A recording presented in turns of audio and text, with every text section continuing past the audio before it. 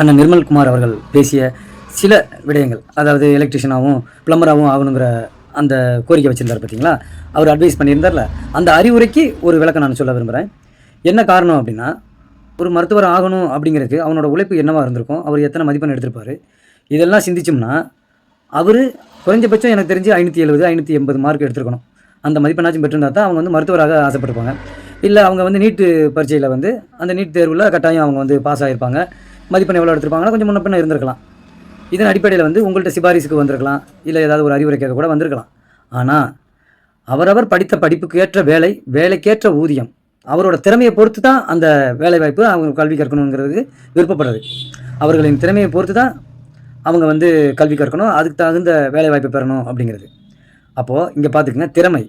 இங்கே இருக்கிற முதலமைச்சர் நீங்கள் என்ன செஞ்சுருக்கணும்னா, முதல்ல நீங்கள் வந்து இங்கே வார்டு உறுப்பினராக இருந்திருக்கணும். அப்போ தெரிஞ்சிருக்கோம்.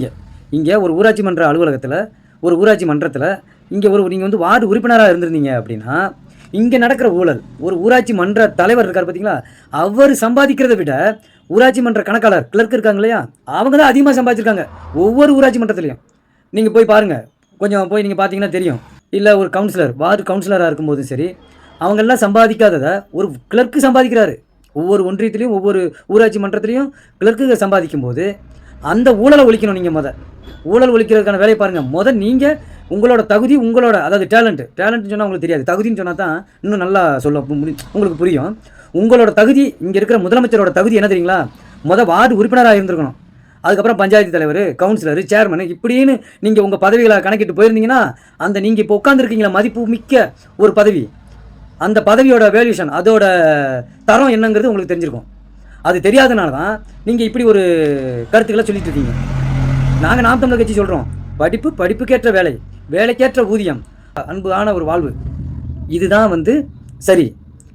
உடனே நீங்கள் எல்லாம் என்ன சொல்கிறீங்க, மக்கள் என்ன சொன்னாங்க, ஆடு மாடு மேய்க்கப்போ சொல்லிட்டாரு சீமானம். ஆடு மாடு யாரையா மேய்க்க சொன்னார்? கலெக்டர் படித்தவனே ஆடு மாடு மேய்க்க சொன்னார். அண்ணன் என்ன சொல்கிறாங்க, நீ படித்த தக்கன வேலை, உனக்கு அனைவருக்கும் வேலை. அந்த வார்த்தையை தான் நீங்கள் புரிஞ்சுக்கணும். அனைவருக்கும் வேலை வாய்ப்பு. இங்கே உங்களை மாதிரி ஒரு நீதிமன்றத்தில் போய் அங்கே ஒரு வழக்கறிஞர் நியமிக்கிறதுக்கு ஒரு ஊழல், உங்கள் அமைச்சர்கள், பெண் அமைச்சர்கள்லேருந்து ஆண் அமைச்சர்கள்லேருந்து ஒரு சட்டமன்ற உறுப்பினர்லேருந்து முதலமைச்சர் வர இன்னும் வரைக்கும் ஆக்கப்பூர்வமான ஒன்று செஞ்சீங்கன்னு சொல்லுங்கள். பொய்யை தவிர நீங்கள் என்ன பேசியிருக்கீங்க, என்ன செஞ்சுருக்கீங்கன்னு சொல்லுங்கள் பார்ப்போம். ஒன்றுமே கிடையாது. திருந்துங்க. மாணவர்களின் வழியை அவங்க என்ன விரும்புகிறாங்க அதை நீங்கள் வாய்ப்பு கொடுங்க. அவங்களுக்கு வாய்ப்பு கொடுத்துட்டு தான் நீங்கள் பேசணும். வாய்ப்பு கொடுக்காம நீங்களாம் சில விடயங்களை பேசிக்கிட்டு இதுதான் சரின்னு சொல்லாதீங்க. அவங்களுக்கு வாய்ப்பு கொடுங்க. அவங்க படிக்கிறதுக்கு வாய்ப்பு கொடுங்க, அவங்களுக்கு வேலைக்கு வாய்ப்பு கொடுங்க. நீங்கள் எத்தனை பேருக்கு வேலை வாய்ப்பை பெற்று தந்திருப்பீங்க நீங்கள் சொல்லுங்கள். 2 மாதம் தான் ஆகுதும்பீங்க, எங்களுக்கு இன்னும் 1 வருஷம் வேணும்பீங்க, இன்னும் 2 வருஷம் ஆகும்பீங்க. அவ்வளோதான், உங்கள் ஆட்சியே முடிஞ்சிடும். உங்கள் ஆட்சி ஊழலே உங்களை பறைசாற்றி வெளியே அனுப்பி விட்டுரும். ஏன்னு கேட்டிங்கன்னா 25 எம்எல்ஏ வந்து அமைச்சர்கள் வந்து கொடுக்கப்பட்ட சான்றிதழ் எல்லாமே போலி. குறைஞ்சது எனக்கு தெரிஞ்சு 30 அமைச்சர்களாச்சும் இருப்பீங்க. எனக்கு தெரிஞ்சு 30 சட்டமன்ற உறுப்பினர்கள். முதலமைச்சரே 2 தொகுதியிலையும் கரெக்டாக அபிலிட்டி தாக்கல் பண்ணியிருக்க மாட்டார். அதுவும் பொய்யா தான் இருக்கும். ஒருத்தன் பதவிக்கு வரணும், எப்படியும் பதவிக்கு வரணும்னு வேலை செய்கிறான் பாருங்க, அவன் முழுக்க பொய் தான் பேசுவான். அவன்கிட்ட உண்மையே இருக்காது.